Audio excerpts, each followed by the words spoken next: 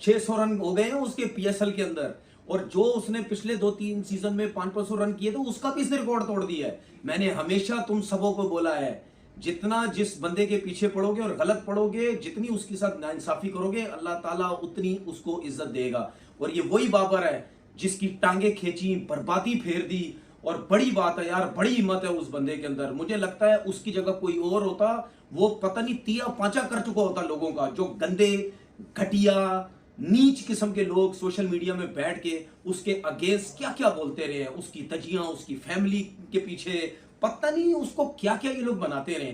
लेकिन वो जवान का बच्चा सिर्फ खेलता रहा, बैटिंग में करता रहा, कोशिश करता रहा। मुश्किल टाइम उसका चला, 2 ढाई 3 साल उससे रन नहीं हुए। लेकिन ये गंदे, घटिया, मुनाफिक लोग जो हैं, इन्होंने बोला इसकी धज्जियां उड़ाओ, ये अपने लिए खेलता है। क्या खेल रहा है? ऐसी तो बैटिंग करता था जैसी वो पाकिस्तान टीम में करता था पहले। क्या मसला था उस वक्त इसकी बैटिंग का? यही सारे बोलते रहे जी अपने लिए खेलता है, 14 ओवर खेलता है, 15 ओवर खेलता है, 16 ओवर खेलता है। अभी भी ऐसे ही खेल रहा है।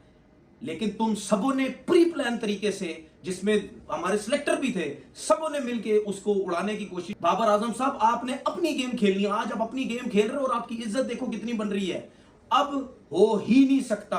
उसने इतना बड़ा बंबू दिया है इन सबको, इतना बड़ा बंबू दिया है, हो ही नहीं सकता ये पाकिस्तान टीम में सिलेक्ट ना हो एज अ ओपनर। अगर ये पाकिस्तान टीम में एज अ ओपनर सिलेक्ट नहीं हुआ तो लोगों ने धज्जियां उड़ा देनी है सिलेक्टर्स की कि यार आप कैसे उसको बाहर कर रहे हैं। मैं पहले दिन से बोल रहा था ये ओपनर बनता है, आप ओपनर ये और साहबजादा फरहान, उसके बाद आपने जो जिसको भी लेके चलना आप लेके चले, बाकी टीम बनाए, बाकी टीम बनाने की कोशिश करें। उसने यहां पे बैटिंग करके बताया आपको। और थके हुए थर्ड क्लास घटिया किस्म के सोच के लोग बोलते हैं कि ये थकी हुई स्टैंडर्ड है, पीएसएल का स्टैंडर्ड ही कोई नहीं है। जब लास्ट बाबर आजम ने 100 की हो, यार शर्म आनी चाहिए तुम लोगों को। अपनी लीग को लो स्टैंडर्ड की लीग बोलते हो, सिर्फ किसकी वजह से?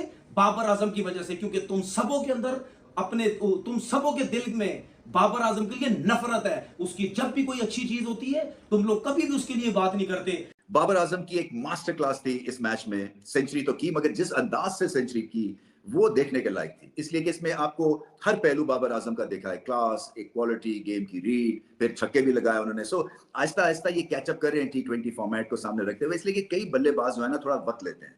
मुझे याद है सचिन तेंदुलकर की भी ट्रांजिशन जो थी ना मॉडर्न डे वॉरफेयर में या बड़े चौके छक्के लगाने में, इम्प्रोवाइजेशन में, उनको वक्त लगा था। क्योंकि उनके दौर में जो थी ना वो एग्रेसिव तो बैटिंग करते थे, लाजवाब बैटिंग करते थे, बट इस तरह से आके यंगस्टर्स आपको चैलेंज करते हैं कि जी आप जो है ओल्ड टाइमर हैं, अब हम ये भी शॉट खेलते हैं और ये भी खेलते हैं और रैम्प भी खेलते हैं और स्कूप भी करते हैं और छक्के के बाद हम 2 छक्के और लगाते हैं, आप क्या ऑफर कर रहे हैं? Babar Azam finally at least domestic circuit में ये करने की कोशिश कर रहे हैं विद लॉट ऑफ सक्सेस। सो ये जो इनिंग्स है ना, ये इनकी एक परफेक्ट इनिंग्स है। मेरे ख्याल से इतनी अच्छी इनिंग्स ये बहुत मुद्दतों के बाद खेले हैं, क्योंकि इसमें हर चीज थी जो बाबर आजम चाह रहे थे। एक अच्छा स्टार्ट, उसके बाद प्रेशर, उसके बाद एग्रेशन, उसके बाद चौके छक्के, और फिर ये नहीं कि 50 करके आउट हो गए या 40 करके, बहुत बड़ा 100 किया इन्होंने। और ब्रेक पे ये इनिंग्स जो है वो या मैच जो है वो अपने हक में इन्होंने कर दिया था। इतनी बड़ी इनिंग्स खेले और बिल्कुल जिसको कहते हैं ना आराम से, एक सेंस ऑफ कामनेस थी, और जहां पे हिट करना चाह रहे थे वहां बॉल जा रहा था और एक्सेलरेशन भी परफेक्ट थी। So, अगर आप 60 से कम बॉलों में सेंचुरी लगा देते हैं तो ये बहुत बड़ी इनिंग्स होती है। और फिर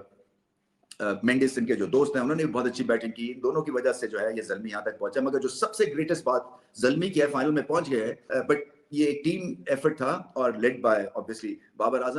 इस्लामाबाद यूनाइटेड के खिलाफ फतह के बाद बाबर आजम का बड़ा बयान।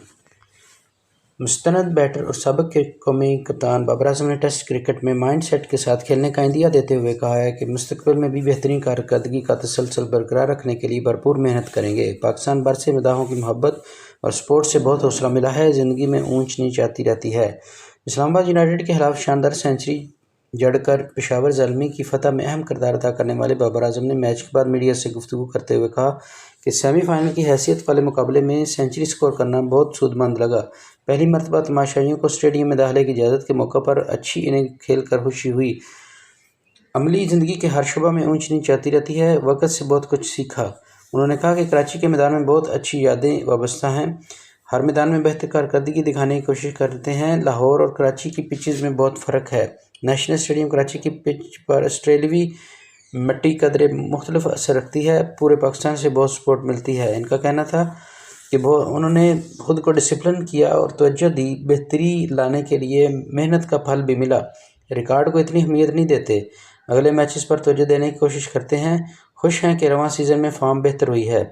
इंसान खुद अपनी बेहतरी इसलाह कर सकता है, ताहम मशावरत ज़रूर फ़ायदा देती है। उन्होंने कहा कि इनकी क्रिकेट पहले जैसी ही है, बस अब अच्छा हो रहा है। हार्ड हिटिंग की प्रैक्टिस का फ़ायदा हुआ है।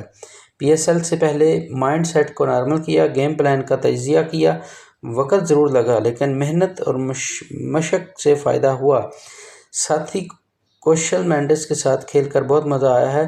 बैटिंग के दौरान स्पिनर्स को अच्छा खेलने पर भी बात करते हैं। आज के मैच में पेशावर ज़ल्मी ने प्ले ऑफ मैच था ये, और पेशावर ज़ल्मी ने ये मैच जीत कर फ़ाइनल के लिए क्वालिफाई कर दिया है। इस तरह की मज़ीद वीडियोज़ देखने के लिए मेरे चैनल को लाइक और सब्सक्राइब करें। शुक्रिया।